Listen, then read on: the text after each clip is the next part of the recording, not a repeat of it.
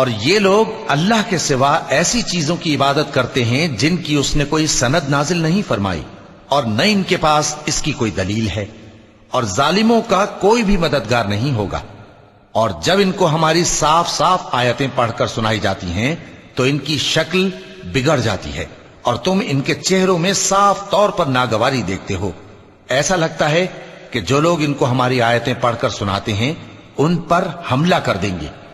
کہہ دو کہ میں تم کو اس سے بھی بری چیز بتاؤں، وہ دوزخ کی آگ ہے جس کا اللہ نے کافروں سے وعدہ کیا ہے، اور وہ برا ٹھکانہ ہے۔ لوگوں، ایک مثال بیان کی جاتی ہے، اسے غور سے سنو کہ جن لوگوں کو تم اللہ کے سوا پکارتے ہو وہ ایک مکھی بھی نہیں بنا سکتے، اگرچہ اس کے لیے سب اکٹھے ہو جائیں، اور اگر مکھی ان سے کوئی چیز چھین لے جائے تو اسے اس سے چھڑا نہیں سکتے۔ طالب اور مطلوب یعنی عابد اور معبود دونوں گئے گزرے ہیں۔ ان لوگوں نے اللہ کی قدر جیسی کرنی چاہیے تھی نہیں کی۔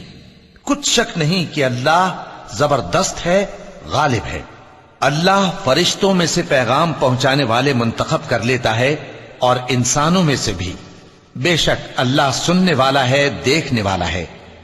جو ان کے آگے ہے اور جو ان کے پیچھے ہے وہ اس سے واقف ہے، اور سب کاموں کا رجوع اللہ ہی کی طرف ہے۔ مومنوں، رکوع کرتے اور سجدہ کرتے اور اپنے پروردگار کی عبادت کرتے رہو اور نیک کام کرو تاکہ فلاح پاؤ، اور اللہ کی راہ میں جہاد کرو جیسا جہاد کرنے کا حق ہے۔ اس نے تم کو منتخب کیا ہے اور تم پر دین کی کسی بات میں تنگی نہیں کی، اور تمہارے لیے تمہارے باپ ابراہیم کا دین پسند کیا۔ اسی اللہ نے پہلے یعنی پہلی کتابوں میں تمہارا نام مسلم رکھا تھا، اور اس کتاب میں بھی وہی نام رکھا ہے۔ تو جہاد کرو تاکہ پیغمبر تمہارے بارے میں گواہ ہوں اور تم لوگوں کے مقابلے میں گواہ رہو۔ سو مسلمانوں، نماز قائم کرو اور زکوٰۃ دو اور اللہ کے دین کی رسی کو پکڑے رہو، وہی تمہارا دوست ہے۔ سو وہ کیا خوب دوست ہے اور کیا خوب مددگار ہے۔ صدق اللہ العظیم۔